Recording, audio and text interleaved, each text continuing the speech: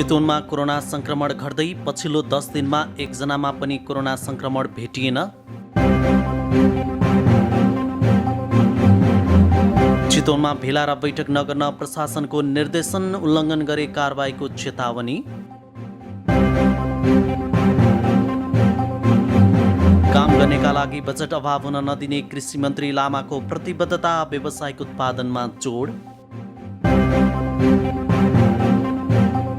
र देशभरका मुख्य राजमार्गहरू पहिरोले क्षतिग्रस्त, सामान्य वर्षामै ठूलो पहिरो र दुर्घटनाको त्रास।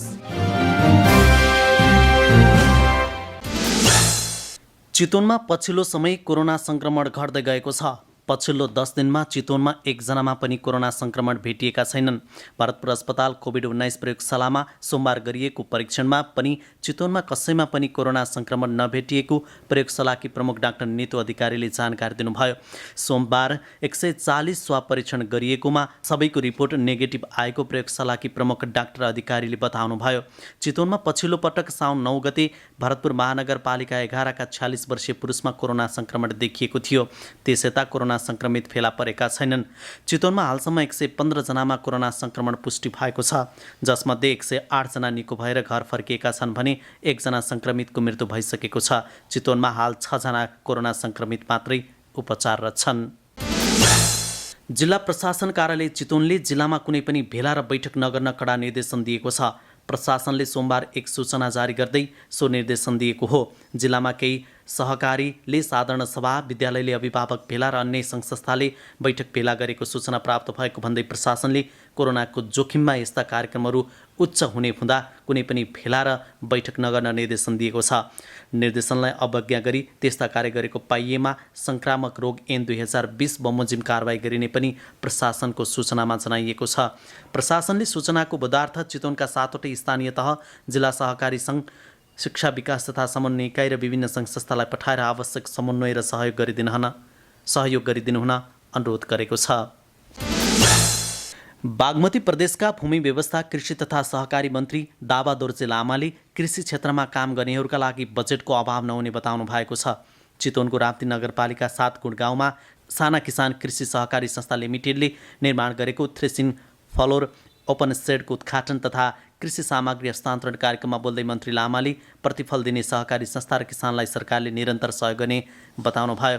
उहाँले काम गर्नेहरूले विस्तृत योजनाका साथ मन्त्रालयमा सम्पर्क गर्न अनुरोध गर्नुभयो। उहाँले पछिल्लो 3 वर्षमा कृषि क्षेत्रमा उल्लेख्य काम भएको बताउनुभयो। देशमा उत्पादन बढाउन बिउको संरक्षण गर्नुपर्नेमा उहाँको जोड छ। सहकारीले स्थानीय जातका बिउ बिजनको संरक्षण गर्दै उत्पादनमूलक क्षेत्रमा लगानी गर्नुपर्नेमा मन्त्री लामाले जोड दिनुभयो। मन्त्री लामाले चितवनको राप्तीमा दुग्ध उत्पादनका लागि ठूलो उद्योग स्थापनाको तयारी रहेको जानकारी दिनुभयो। कार्यक्रममा मुख्यमन्त्रीका राजनीतिक सल्लाहकार जेएन थपलियाले प्रदेश सरकारका कामले परिणाम दिन थालेको बताउनुभयो। जनचाहना अनुरूप कार्यक्रम ल्याएको भन्दै त्यसलाई कार्यान्वयन गराउन सबैले साथ दिनुपर्ने धारणा राख्नुभयो। राप्ती नगरपालिकाकी प्रमुख प्रभा बरालले नगरपालिकाले नगरलाई कृषिमा आत्मनिर्भर बनाएको बताउनुभयो। उहाँले राप्ती नगरपालिका अन्नको भण्डार रहेको भन्दै अन्य जिल्लामा पनि निर्यात भइरहेको जानकारी दिनुभयो। साना किसान कृषि सहकारी संस्था लिमिटेडलाई थ्रेसिङ फ्लोर ओपन सेड निर्माण र कृषि यन्त्र उपकरण खरिदका लागि प्रदेश सरकारले 50% र राप्ती नगरपालिकाले 20% सहयोग गरेका हुन्। 30% संस्थागत लागत सहभागिता रहेको छ। कृषि ज्ञान केन्द्र चितवनका प्रमुख राजन ढकालले सहकारीसँग सहकारी सुरु भएको भन्दै यसलाई निरन्तरता दिइने बताउनुभयो। कोरोनाको कहरमा पनि काम सम्पन्न गरिएको उहाँले बताउनुभयो। कार्यक्रममा प्रधानमन्त्री कृषि आधुनिकीकरण परियोजनाका प्रमुख मेघनाथ तिमिल सिन्हा, राप्ती नगरपालिकाका उपप्रमुख इमान सिंह लामा लगायतको उपस्थिति थियो। लगातारको वर्षाले मुलुकका अधिकांश राजमार्गहरू थिलो भएका छन्। भारी वर्षापछि खसेको पहिरोले पूर्वपश्चिम राजमार्ग, सिद्धार्थ राजमार्ग, पृथ्वी राजमार्ग, त्रिभुवन राजपथ लगायतका मुख्य सडकहरू अवरुद्ध भएका हुन्। यसपालि नागढुङ्गादेखि मुगलिनसम्म अत्याधिक पहिरो गएको छ। राजमार्गको भित्ता पहिरोले छिया पारेको छ। 100 ठाउँमा पहिरो गएको छ। नानगढ मुगलिन सडक खण्ड अन्तर्गत ठाउँ पहिरो जाँदा सो सडक खण्डको यात्रा जोखिमपूर्ण बनेको छ। धादिङको जवाङ खोला नजिक त्रिशुली नदीको कटानले झण्डै 10 मिटर जति सडक बगेको छ। त्यहाँ अहिले एकतर्फी मात्र सडक सञ्चालनमा छ। त्यसको नजिकै घुमाउनेमा पनि तल्लो तहबाट नदीले कटान गरेको छ भने माथिल्लो क्षेत्रमा आएको भेलले सडकमा ठूलो क्षति पुगेको छ। चितवनको कुरिन्टार स्थित केबुल केबुल कारको तल्लो स्टेसन नजिक ठूलो पहिरो खसेकोले सडक जोखिमपूर्ण बनेको छ। प्रत्येक वर्ष श्रावण शुक्ल पूर्णिमाका दिन मनाइने रक्षाबन्धन जडै पूर्णिमा पर्व सोमबार देशभर नवयोग्योपवीत एवं रक्षाबन्धन धारण गरेर मनाइएको छ। पूर्णिमाका दिन बिहानैदेखि वैदिक सनातन धर्मावलम्बीले नदी, तलाउ, ताल, पोखरीमा गई स्नान गरेर गुरु पुरोहितहरूबाट रक्षासूत्र बाँध्ने चलन छ। गुरु पुरोहितहरूले विधिपूर्वक मन्त्रिएको यज्ञोपवीत एवं डोरो धारण गरेमा नकारात्मक तत्त्वबाट सुरक्षा प्राप्त हुने धार्मिक विश्वास छ। सत्ययुगमा दानवद्वारा लखेटिएका देवणलाई गुरु बृहस्पतिले रक्षा विधान तयार गरी जेल गर्दा अत्यन्त बलशाली दानवराज बलि बाँधिए। त्यसैले म तिमीलाई बाँच्छु, त्यसले तिमी सुरक्षित बन, विचलित नहौ भनी डोरो बाँधेर जोगाएका थिए भन्ने पौराणिक मान्यताका आधारमा चलेको रक्षाबन्धनको परम्परा हालसम्म पनि प्रचलित रहेको छ। यस्तै पवित्र तीर्थस्थल चितवनको देवघाट धाममा यसपटक दर्शनार्थीको न्यून उपस्थिति रहेको छ। कोरोना भाइरसका कारण सोमबार देवघाटमा चितवन भित्रिएका सीमित दर्शनार्थी मात्रै पूजापाठका लागि पुगेका थिए। देवघाटमा स्नान गरी ब्राह्मण समुदायका पुरुषहरू जनै फेर्ने गरेका छन्। देवघाटमा रहेका पुजारीबाट यसपटक सीमित व्यक्तिहरूले मात्र जनै फेरेका छन्। देवघाट क्षेत्र विकास समितिले यसपटक भक्तजनहरूलाई देवघाट नआउन सूचना जारी गरेसँगै भक्तजनहरूको उपस्थिति न्यून भएको हो। देवघाट पुगेका सीमित भक्तजनहरूका लागि भने सुरक्षा व्यवस्था मिलाइएको थियो। सोमबार भएकाले पनि भक्तालुहरू उपस्थित भएका थिए। भक्तालुहरू कोरोनाका कारण मास्क प्रयोग गरेर देवघाट पुगेका थिए। चितवन प्रहरीले अहिले हरेक दिन मास्क नलगाई हिँडडुल गर्नेलाई कारबाही गर्न थालेको छ। आइतबार भरतपुर र नानगढ क्षेत्रमा कारबाही गर्न थालेको प्रहरीले सोमबार जिल्लाभर नै कारबाही अभियान थालेको छ।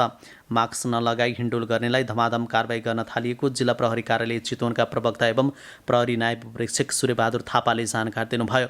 आइतबार सचेतनामूलक कारबाही अभियान चलाएर पनि सोमबार जिल्लाभर नै बृहत रूपमा कारबाही अभियान चलाइएको प्रवक्ता थापाले जानकारी दिनुभयो। मास्क नलगाई हिँड्नेलाई प्रहरीले ठाउँको ठाउँ 100 रुपियाँ जरिवाना गर्ने गरेको छ। आइतबार 150 जनाभन्दा बढीलाई कारबाही गरिएको प्रवक्ता थापाले बताउनुभयो। प्रहरीले एक्लै हिँड्दा वा मोटरसाइकलमा हिँड्नेलाई 100 रुपियाँ जरिवाना गरेको छ भने सार्वजनिक स्थलमा भिडभाड गर्ने, सार्वजनिक यातायातको सवारी चढ्दा सुरक्षित सावधानी नअपनाउनेलाई 500 रुपियाँ जरिवाना तिराएको उहाँले बताउनुभयो। प्रहरीले आइतबार मात्रै जरिवाना बापत 17,500 रुपियाँ राजस्व सङ्कलन गरेको छ। भरतपुर अस्पतालबाट स्वास्थ्य बिमा मार्फत सेवा लिने बिरामीको सङ्ख्या बढ्दै गएको छ। अस्पतालबाट गत आर्थिक वर्षमा 1,14,143 बिरामीले बिमाको उपयोग गर्दै सेवा लिएका थिए। अस्पतालका बिमा कार्यक्रम स्रोत व्यक्ति लीलाधर पौडेलका अनुसार बिमाका बिरामीले 1,04,374 पटक बहिरङ्ग सेवाको टिकट लिएका छन्। आकस्मिक सेवामा बिमाका टिकट लिने 9,797 र भर्ना भएर उपचार गर्नेको सङ्ख्या 4,054 रहेको छ। यसरी सेवा लिनेको सङ्ख्या बढ्दै गएको उहाँले जानकारी दिनुभयो। गत वर्ष अस्पतालमा 2,64,032 पटक विभिन्न व्यक्तिले उपचार सेवा लिएका छन्। तीमध्ये कतिपय दोहोरिएका पनि छन्। जिल्लामा 2074 साल भदौबाट सो कार्यक्रम कार्यान्वयनमा आएको हो। अस्पतालले बिमा कार्यक्रम बोर्डबाट रु 38,73,754 दाबी भुक्तानी लिइसकेको छ। अन्य रकम भुक्तानीको चरणमा रहेको उहाँले बताउनुभयो। चितवन राष्ट्रिय निकुञ्जले नदी वरपर आश्रित समुदायलाई माछा मार्ने अनुमति पत्रसँगै पोसाक वितरण गरेको छ। निकुञ्जले 283 जना भोटे, दराई, कुमाल र थारू समुदायका माछा मार्नेलाई अनुमति पत्र र पोसाक वितरण गरेको हो। निकुञ्जका प्रमुख संरक्षण अधिकृत नारायण रूपाखेती र मध्यवर्ती क्षेत्र व्यवस्थापन समितिका अध्यक्ष प्रकाश ढुङ्गनाले उनीहरूलाई ती सामग्री वितरण गर्नुभएको हो। राष्ट्रिय निकुञ्ज नियमावली 2030 को पहिलो संशोधनमा माछा मारी जीविको चलाउने समुदायलाई वार्षिक रु 100 शुल्क तिरी माछा मार्न दिने व्यवस्था छ। निकुञ्जले माछा मार्ने अनुमति पत्र लाइसेन्स नवीकरण गरी उनीहरूलाई ज्याकेट पनि वितरण गरेको हो। प्रमुख रूपाखेतीका अनुसार माछा मार्नका लागि अनुमति पत्रका साथमा पोसाकको व्यवस्था पहिलो पटक गरिएको हो। र खुकुरी प्रहार गरी हत्या गरिएकी पूर्वी चितवनकी मन्जु अधिकारीको हत्या आरोपीलाई जन्मकैदको माग गर्दै चितवन जिल्ला अदालत अगाडि प्रदर्शन गरिएको छ। हत्या आरोपित मन्जुका श्रीमान कृष्ण प्रसाद अधिकारी र उनकी जेठी श्रीमती शर्मिलालाई जन्मकैद गर्न मन्जुश्री असहाय संरक्षण केन्द्रले माग गरेको छ। मन्जु कृष्ण प्रसादकी कान्छी श्रीमती हुन्। पूर्वी चितवनको खैरनी नगरपालिका वार्ड नम्बर 9 सिमनटाँडी घर भएकी मन्जुलाई शर्मिलाको सहयोगमा उनका श्रीमानले वैशाख 27 गते खुकुरी प्रहार गरी हत्या गरेको आरोप छ। हत्याका साक्षीहरूसँग आइतबार अदालतले बयान लिएको छ। प्रहरीको कमजोर अनुसन्धान प्रतिवेदनका कारण हत्या आरोपितहरू अदालतमै छुट्न लागेको मञ्जुश्री असाई संरक्षण केन्द्रकी अध्यक्ष एवं महिला अधिकार कर्मी मञ्जु खाँडले बताउनुभयो। कमजोर अनुसन्धानकै कारण मिसिल पनि कमजोर बनाइएको र हत्या आरोपी शर्मिलालाई शक्तिको आडमा छुटाउन लागि उहाँको आरोप छ।